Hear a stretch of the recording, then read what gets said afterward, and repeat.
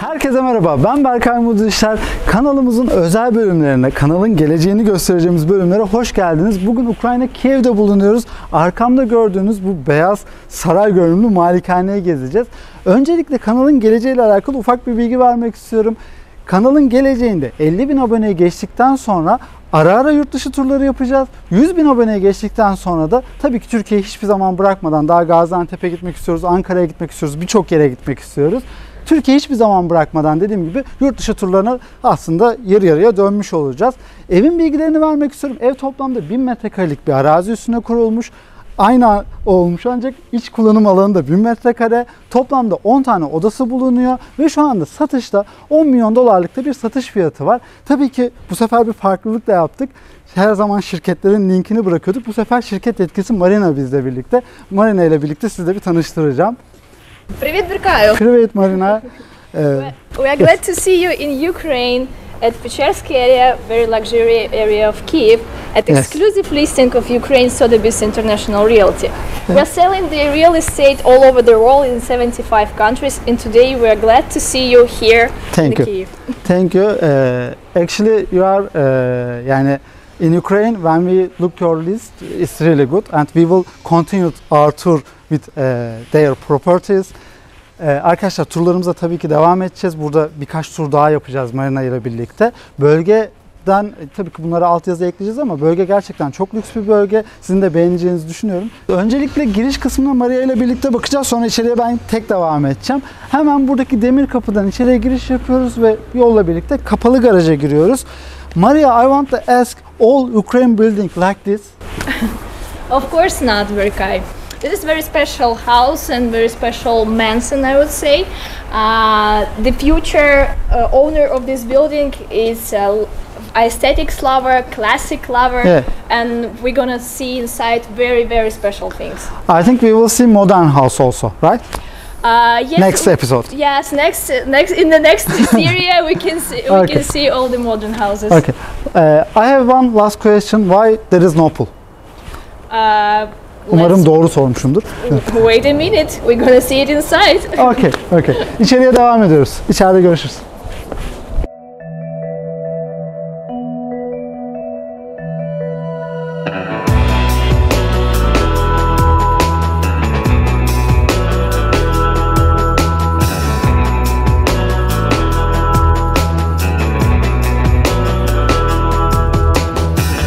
Take your time. I'm not gonna make you climb down. Digging deep down to turn out. You say I'm not your kind. Come on, you didn't think I would find out. Pick a side or fade out. Beneath the floorboards, way buried deep down. Evet, içeriye geldik. Geldiğimizde dışı gibi bembeyaz olan bir eve giriş yapıyoruz aslında. İki tarafa da ayakkabılarınızı giymek için koltuklar yerleştirilmiş.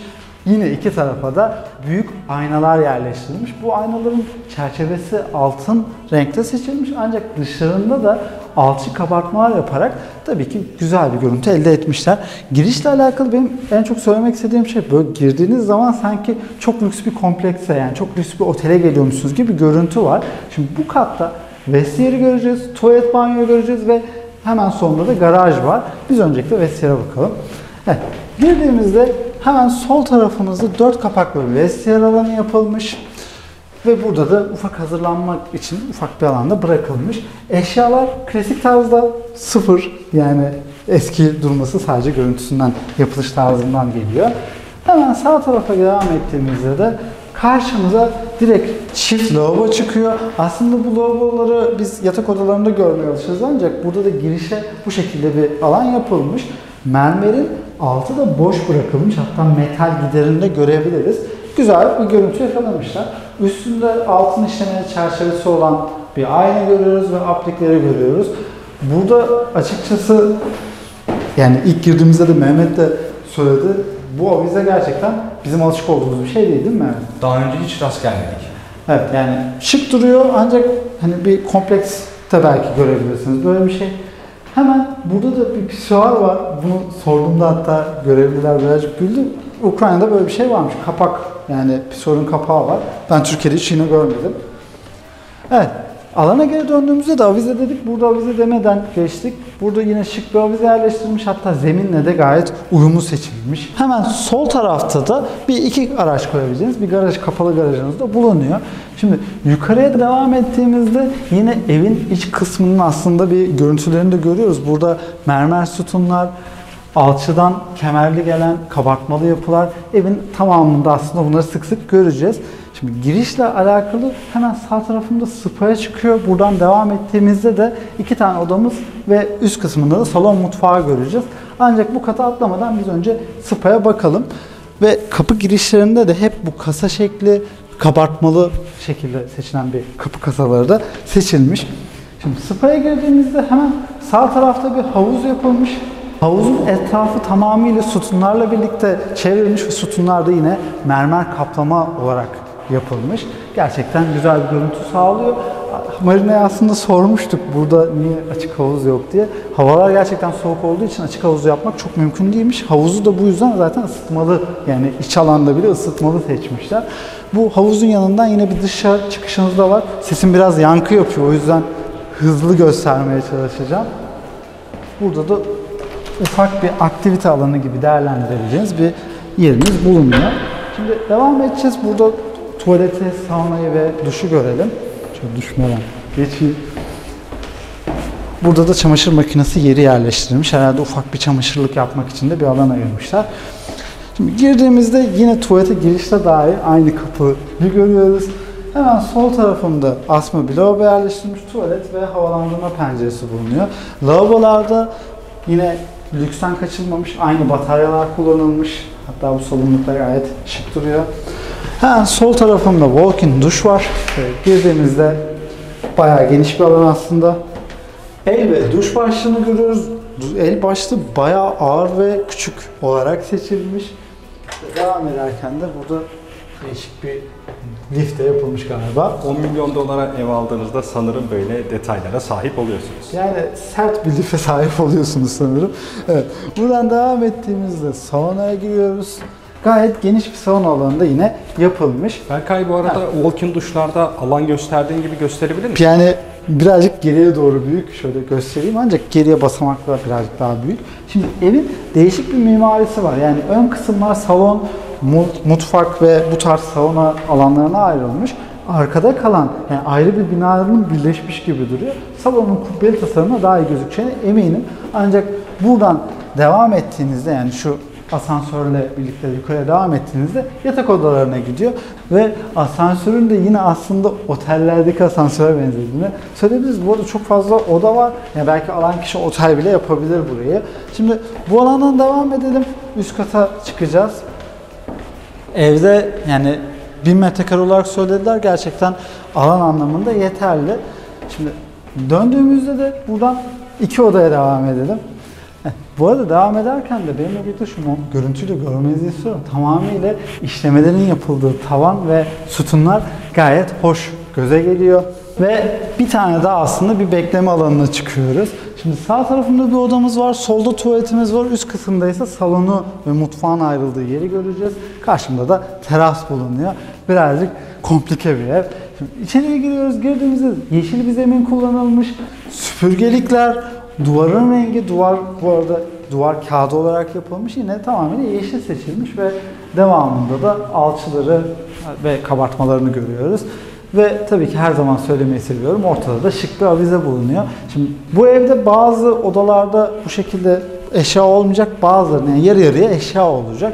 Hemen devamında da bahçenin alanında önümüzde bulunuyor. Tabii doğal ışık anlamında yine güzel çift taraflı pencereler yerleştirilmiş. Kesinlikle katılıyorum. Evet, şimdi bu alana döndüğümüzde yine alçı kabartmaların yoğun olduğu bir alan olduğunu söylemiştik. Buradan terasa çıkıyoruz. Berkay, alçı kabartmalar demişken aslında alçı kabartmaları pek sevmem, fakat bu eve çok yakışmış. Bence ev büyük, yani malikaneler, evler büyük olduğu zaman yakışıyor.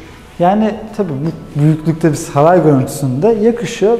Yani Burası birazcık daha otel ve saray karışımı bir yer aslında. Şimdi terasa çıkıyoruz. Çıktığımızda yine gayet genişliği iyi bir teras yapılmış.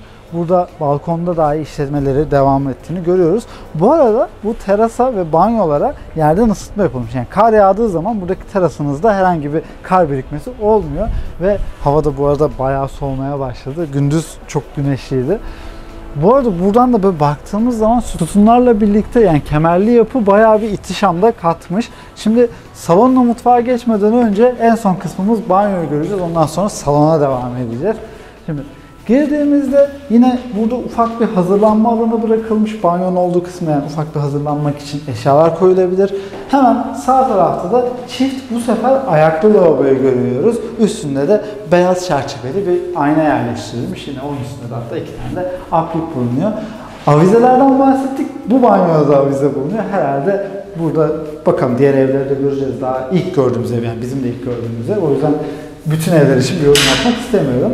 Burada bir duşakabin yerleştirilmiş. Şöyle gelebilir misin Mehmet? Burada da aynı liften var bu arada.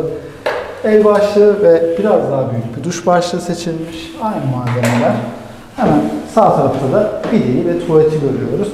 Bu arada tuvaletin sifon yerinin de gayet yine şık seçildiğini söylemeliyim. Gerçekten güzel duruyor. Şimdi salona devam edelim. Evet, bu sefer salona gidiyoruz. Devam ettiğimizde karşımıza çift kanatlı yine altın işlemeli aynı kapılardan çıkıyor. Kapının iki yanına da yine mermer kaplı sütunlar yerleştirilmiş. Şimdi bu kapıdan içeriye devam edelim. Girdiğimizde direkt yuvarlak gelen yani dairesel gelen bir salona çıkıyoruz ve aynı havuz alanındaki gibi tamamıyla çevresi sütunlarla kaplanmış. Öncelikle sütunlardan başlayalım. Sütunlarda süpürgelik gelen kısım farklı bir mermer, üst kısmı ise yine farklı bir mermer seçilmiş ve en bitim yani sütunun bitim kısmında da bir alçı kabartma işlemeli bir alçı kabartması çalışması görüyoruz aslında. Sanırım bu salon bu kanalda bu zamana kadar gördüğümüz en ilginç salon. Ne dersin Mehmet? Hem en ilginç hem de en geniş. Galiba dış alanda baktığımız zaman o kubbeli yer burası. Evet. Burası kubbeli yer. Zaten şu an senin bulunduğun kısımda odalar devam ediyor. Birazdan geleceğim bu kısma. Yani ön kısım, evin mimarisindeki kalan ön kısım burası. Şimdi salonla alakalı diğer detaylara da gelelim. Buradaki tavan tamamıyla yani yuvarlaklıktan faydalanarak tamamıyla pencere yapılmış üst kısmı. Yani şu an diğer pencerelerin hepsi kapalı ancak yine üst kısımdan doğal ışık alıyor. Hemen sol tarafında bir şömine bulunuyor. Şöminenin üst kısmında bir açık raf bırakılmış. Onun üstünde de aynayı görüyoruz. Tabii ki bu aslında Türkiye'de bu tasarımı çok fazla görmüyoruz Mehmet. Yani ben hatırlamıyorum daha önce gördüğümüz ama bu şekilde açık raf bırakılması ve üstte bir ayna yerleştirilmesi bence gerçekten şıklık katıyor. Şöminenin çevresinde de özel mermer işlemeleri ve oymaları yapılmış. Dokusu çok hoş geliyor ve lükslük olarak da güzel bir görüntüye sahip. Bu salon aslında oturmaya bu kadar uygun mu sence? Ya bence burası birazcık daha davet vermeye uygun veya misafirlerinize güzel bir salonunuzun olduğunu göstermek için. Yoksa burada bir yani 2 tane koltuk koymuş ama birkaç koltuğun televizyonun koyup burada televizyon izlendiğini hayal edemiyorum. Evet. Çünkü bu şömine buraya ısıtmaya yeterli mi onu da düşünüyorum. Şöyle aslında evinde yani tamamında kombileri, yani petekleri gördük, kombiyle ısınıyor. Ayrıca şu aralarda da görebilirsin klima boşlukları da var. Yani hem klima hem kombi bulunuyor hem de artı olarak bulunan bir şöminesi var. Ayrıca hep mimardan bahsediyoruz. Burası odaların devam ettiği kısım. Burada da asansör şu an çok net gözüküyor. Otel asansörüne benzetmiştik. Şimdi biz mutfağa devam edeceğiz. Salon bu şekildeydi. Benim hoşuma gitti ancak dediğin gibi oturmak için değil sanki böyle davet vermek için. Ki zaten şöyle bakarsan yani davet vermeye çok uygun bir yani girişi de bulunuyor. Direkt misafirler buradan girdiği zaman güzel görüntüye iki tarafta da sahip. Şimdi mutfağa giriyoruz. Aslında mutfağa tersten girdik. Mutfağa girdiğimizde karşımıza ada tasarımı bir mutfak çıkıyor. Duvarlar da tamamıyla depolama alanı olarak kullanılmış. Yani yer ve üst dolaplarını görüyoruz. Şöyle karşımdaki dolaplardan başlayalım. Burada bir vitrin yapılmış. Aslında kapaklı şekilde şöyle ışıklı seçilmiş. Hemen bu vitrinin yanında Miele'nin ocağını, fırınını görüyoruz ve üst kısmında da davlumbaz bulunuyor. Tabii evin aslında depolama alanlarımız var ve altın işlemeler dolapların içine dahi yani bir altın şerit çekilmiş. Bu mutfakla alakalı en önemli bilgiyi söyleyeceğim şimdi. Tavandaki alçılar tamamıyla altın işlenmiş. Yani gerçek altın işlemişler. Avizede de görebiliriz. Diğer yerlerde de görebiliriz. Bana çok ilginç geldi çünkü mutfakta niye böyle bir lükslük uygulamışlar bilmiyorum. Kesinlikle katılıyorum. Yani mutfak genel anlamda hoşuma gitti. Fakat onu anlamlandıramadım. Yani salon olur, yatak odası Farklı olur. bir yer, Öyle yerlerde farklı bir daha iyi olur. Depolama alanları dediğimiz gibi tezgah tamamıyla devam ediyor. Burada evi görüyoruz. Üstte de pencerelerin üstünde şöyle bir kısım var. Altındaki gelen petek yerlerini böyle değerlendirmişler. Bence güzel bir düşünce. Mehmet hazır buraya gelmişken adadaki şarap için ayrılan kısımları gösterebiliriz. Şöyle buradaki depolama kısımlarını gösterebiliriz. Bu arada bir şey fark ettin mi? Ada bir tezgaha ilginç geliyor. Yani tamamen oval veya düz gelmiyor. Bu şekilde yapmışlar. Evin mimarisine uygun. Evet, doğru söylüyorsun. Mutfakta bir şöyle terasa çıkışımız, yani balkona çıkışımız var daha doğrusu. Yine şöyle gösterebiliriz. Bu arada balkonlar hep kapalı. Yani genel olarak evde denk geldiğimiz balkonlar hep kapalı yapılmış. Şimdi buranın yemek odasına bakalım bir de. Burada bir de yemek odası bulunuyor. Direkt karşımıza 8 kişilik bir yemek masası çıkıyor. Tamamıyla klasik şekilde yapılmış. Vitrini de aynı klasiklikte. Yani tam bir aslında bu hani filmlerde gördüğümüz o klasik yemek masasını burada yapmışlar. Üstünde de gerçekten şık bir avize yine yerleştirilmiş. Avizelerin hepsi zaten birbirine benziyor. Berkay, evet. burayı görünce aklıma ilk gelen şey salonda aslında gözüm bir sıcaklık aramıştı. Tabii ki bu derece anlamında değil. Yani renk ve alanın biraz soğukluğu vardı. Çünkü evlerde elbette aileler konaklıyor. Bir sıcak bir ortamda birlikte belli saatlerde oturmanın alanı demek ki burası yani da şöyle burası aslında olmuş. biraz daha bu yani mutfak ve yemek alanında bilmiyorum doğru mu izleyiciler de buna yani yorum yaparsa sevinirim. Bir Sovyet esintisi ben gördüm. Yani bence daha bir böyle Sovyet yapı mimarisi gördüm. Şimdi devam edelim. Burada bu salonun da bir balkon alanında yine bulunuyor. Şöyle gösterebiliriz. Evet, çıktığınızda tamamıyla salonunuzun yani yarım kısmına bir balkonunuz denk geliyor. Güzel balkon olmasını biz severiz çünkü. Balkondaki işlemeler bile güzel. Evet. Şimdi buradan odaları göreceğiz. Devam edelim direkt. Toplamda 6 tane yatak odası göreceğiz. 2 tanesi eşyasız olacak. Biz önce sağdakiyle devam edelim. Yine aynı kapı şekliyle giriyoruz. Girdiğimizde genişliği gayet yeterli bir yatak odasına çıkıyor. Ve duvar kağıdı tamamen duvarlarda uygulanmış. Her odanın bu 6 odanın da hepsinde kendi özel banyosu var. Karşımıza ayaklı bir lavabo çıkıyor. Tam bir klasik tarzda. Üstünde de altın renginde bir çerçevesi olan ayna uygulanmış ve aplikler çerçevenin içerisinde bulunuyor. Gerçekten ilginç olmuş. Burada ayrıca bataryalardaki yani tamamen altın rengini zaten kullanmışlar. Yani havlu koyma yerlerinde aynada bile görüyoruz. Şimdi sağ tarafında ise bir küvet bulunuyor. Küvet görmeye tabii yani bu şekilde küvet görmeye çok alışık değiliz. Küvetin yanında da bir mermer de yine yerleştirilmiş. Yani diğer mermerlerden farklı olarak yine bu odanın gayet lüks kalması sağlanmış. Yağma başlığı yok ama el başlığı da o küçük el başlığından yine kullanılmış. Bilmiyorum bana ilginç geldi. Yani, Çok rahat bir ortam olarak duruyor ama. evet rahat duruyor ancak yani küvet kısmı birazcık ilginç geldi. Yani başlıklar özellikle niye küçük? Diğer evlerde bakacağız. Yani artık diğer evlerde gördüğümüzde bunlara yorum yapabileceğiz. Buradan bir arka bahçe çıkışınız bulunuyor. O kısma yani şu anda uygun değil zaten çıkamıyoruz.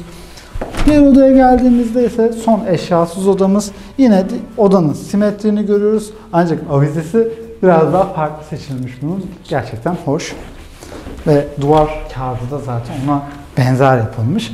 Banyolar hep farklı. Burada ahşap renkte bir ayaklı lavabo çıkıyor. Ancak yine aynı bataryalar kullanılmış. Üstünde de ahşap çerçevesi olan aynayı görüyoruz. Hemen sağ tarafında bir duşakabin var. Dışarıya doğru açılıyor. Kayar seçilmemiş. Bu şekilde yapılmış. Duşakabin olduğunu yerden göstereyim. Evet, içeriye tam yerleştirilmiştim. Bizim yukarıda kalmamış. Şimdi yukarıdaki odalara devam edelim. Burada dediğim gibi 2 tane yani yatak odasını gördük eşyasız, şimdi 4 tane eşyalı göreceğiz. Hemen sağda da bir kapı daha bulunuyor. Bu evde gizli bir oda çıksa şaşırmazdım ancak teknik kısım olarak yapılmış. Evet, fark ettiysen bu asansörün hemen yanında da mermerlerde iç mermere farklı bir renk yapmışlar. Yine asansörle uygun bir tasarım olmuş diyebiliriz bence. Kesinlikle katılıyorum. Şimdi burada 2 tane daha oda göreceğiz. Bunlar eşyalı olacak. Önce sağdakine girelim. Yine aşağıda yaptığımız gibi. Girdiğimizde hemen sağ tarafta büyük, yani king boy olarak bir yatak yerleştirilmiş. Burada ilginç bir bilgi verdiler. Bu duvar kağıtları, yani bana ilginç geldi, tek bir parça olarak yapılmış. Yani parça şeklinde yapılmamış. Tek bir parça olarak getirmişler ve tek bir parça olarak takmışlar. Yani Bu aralarda hiç kesinti yok. Doğru mu evet, anladım? evet, bana ilginç geldi açıkçası. Odaların şu şekilde küçük bir balkonları da bulunuyor. Yani küçük ama tabii ki odaların böyle balkon olması iyi. Buradan diğer banyosunu görelim. Girdiğimizde yine ayaklı bir lavabo kullanılmış. Altın renginin devamını yine burada da görüyoruz. Hemen sağ tarafında da aşağıdaki gibi bir küvet yine yerleştirilmiş. Ancak mermerler hep farklı fark ettiysen. Yani bu küvetin yanına gelen mermerler hep farklı seçilmiş. Şimdi buradan diğer odayı da görelim. Bu arada bu ortadaki kısım, şurada aşağıda dışarıya açılıyordu. Burada da bir giyinme alanı yapılmış. Yani 2 odaya eşit şekilde dolap koyarak, yani yukarıdakilerde öyle olmuş, bir giyinme alanınız da bulunuyor. Bu odaya da bakalım. Girdiğimizde bu sefer sol tarafında bir yatak görüyoruz ve her odada, yani bence güzel, bu şey kısmını sevdim. Her odanın farklı bir kapıyı açıyor, yani farklı bir tasarıma açılması güzel olmuş. Evet. Odaya girdiğinden itibaren yani farklı bir renk sizi karşılıyor. Evet, yani uğraşıldığını gösteriyor aslında. Yatakta da yani değişik işlemeler de bulunuyor. Tam klasik tarzda yapılmış. Yani mobilyaların hepsi yeni, evde hiç oturulmamış bu arada. Yani bence ilginç olmuş. Evet, şimdi banyoya giriyoruz. Yine farklı bir banyo bizleri karşılıyor. Bu sefer evde ilk kez sanırım bu rengi gördük. Değil mi? Yani sanıyorum, evet. Şeylerde, bataryalarda ve çerçevelerde ilk kez beyaz rengi görüyoruz. Altından gümüşe geçtik sanırım. Evet, olabilir. Yani biraz daha böyle kötü odalara geçtik galiba. Karşımıza duşakabin çıkıyor. Yine dediğim gibi aşağıda yere monte edilmiş. Bizde dışarıda oluyor aslında.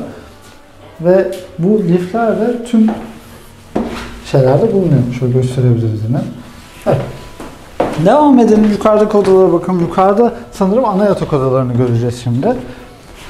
Bu arada merdivende de şu alan boş bırakılmış. Yani aşağıdaki kısımlarda bu yoktu. Bu alanın yani cam bırakılması tamamıyla doğal ışık almasını sağlamış. Hatta aşağıyla farkından şu an anlayabilirsiniz. Güneş bile geldi gözüme. Şimdi buradaki diğer 2 odaya da çıkalım. İlk yine sağdan başlıyorum. Sağdaki odaya girdiğimizde hemen sağ tarafımızda çift kişilik bir yatak görüyoruz. Yine aslında odaların tasarımları da aynı geliyor. Şimdi burada manzaraya da bir bakalım şöyle. Açtığımızda bayağı yeşil bir alana bakıyor aslında. Şöyle açıp gösterebiliriz size. Bu arada Ukrayna, Kiev zaten, yani Ukrayna çok yeşil olan, yani Avrupa'da en yeşil olan yerlerden birisiymiş. Ve en zor su bulunan yer. Yani aslında şöyle, alfabesi çok karışık tabii ki bize göre. Yani aşırı karışık bir alfabesi var. Dünden beri sürekli gazlı su içiyoruz. Yani gazsız suyu bulamadık. Bunu bugün sağ olsun yani ekipteki arkadaşlarla, yani şirketteki arkadaşlarla tanıştığımızda bize yardımcı oldular. Bulduk. Ama sürekli gazlı su içiyorlar. Yani mineralli su içiyorlar. İçeriye girdiğimizde karşımıza ayaklı bir lavabo çıkıyor. Bu sefer her şey daha modern seçilmiş. Yani burada batarya, çerçevesi olmayan ayna yapılmış. Hatta burada bir aydınlatmasını da görüyoruz. Yani biraz daha modern olmuş. Sağ tarafında küveti görüyoruz ve normal bir duş başlığı görüyoruz. Ancak gelişi birazcık farklı. Yani bence güzel. Sanırım senin daha çok hoşuna gitti. Yani modern şeyleri daha çok seviyorum, ancak dediğim gibi bu evde çok fazla sırıtmamış zaten. Yani bir bütünlük olması, bir havası olması. Yani birazcık Grand Budapest'te Otel filmini bana da hatırlattı bu arada. Özellikle evin girişi. Evet, kesinlikle. Burada giyinme odası var. Aşağıda bahsetmiştim. 2 odanın kullanacağı şekilde yapılmış. Buradan da balkona çıkıyorsunuz. Yine kapalı bir balkon. Balkonlar çok yüksek geliyor bu arada. Mehmet, gelir misin bu arada? Buradaki en önemli detayı atlıyorduk az kalsın. Şöyle açılmıyor, ancak şuradan yine gösterebilirsin. Özgürlük heykeli gibi bir heykel yapılmış. Yanında da Ukrayna'nın en büyük bayrağı yerleştirilmiş. Yani bu Ukrayna üstünde bulunan en büyük bayrakmış. Evet, şimdi son yatak odasına geçiyoruz. Burada artık kat zaten bitiyor. Şöyle gösterebilirim. Sadece doğal ışık için bırakılmış diye düşünüyorum. Çünkü bir de çatıya çıkış için bırakılmış. Şimdi buradan odaya giriyoruz. Girdiğimizde yine sol tarafında bir yatak yerleştirilmiş. Burada yani bu mobilyayı mesela daha çok sevdiğim diğerlerinden, gerçekten hoş duruyor. Avizesi farklı. Yani uğraşmışlar aslında. Yani avizeler farklı, mobilyalar farklı. Bence uğraşılması kıymetli. Karşımıza bu sefer yine modern bir banyo çıkıyor. Bu bizim birazdan mutfaklarda gördüğümüz bataryalardan değil mi bu arada? Çok benziyor. Evet. Sağ tarafında duşakabini görüyoruz. Bu sefer el ve duş başlığını görüyoruz. Yine biraz daha modern gelmiş. Berkay, bu kattaki yatak odaları biraz daha modern seçilmiş dediğin gibi. Aynı zamanda bu taraftaki yatak odaları küvetsiz ebeveyn banyoları, yatak odaları. Diğer taraftakiler de küvetli. Onu Yani fark ettim. biraz daha böyle ana yatak odası gibi yapılmış oralar. Biraz daha buralar hani bu evdeki genç yatak odaları sanırım bu şekilde. Çünkü Sanırım. hiç genç yatak odası görmedik. Budur diye düşünüyorum. Tabii farklı, yani Ukrayna'daki ilk turumuzdu. Biraz daha dış cephesi olsun, içi olsun ilginç bir yerle başladık. Bundan sonra Marina'nın dediğine göre daha modern evler göreceğiz. Ben bir tanesini gördüm. Diğerlerini, yani sadece görüntülerini gördüm. Beğeneceğinizi düşünüyorum. Daha fazla yurt dışı turu görmek için yani bizi destekleyin, ilerletelim ve hayallerimize birlikte ulaşalım aslında. Yani bu bizim çizdiğimiz bir yol. Umarım başarılı oluruz. Tabii ki bunun için kanala abone olun, yorum atın, beğenin, paylaşın. Bizi birazcık daha destekleyin. Haftaya görüşmek üzere.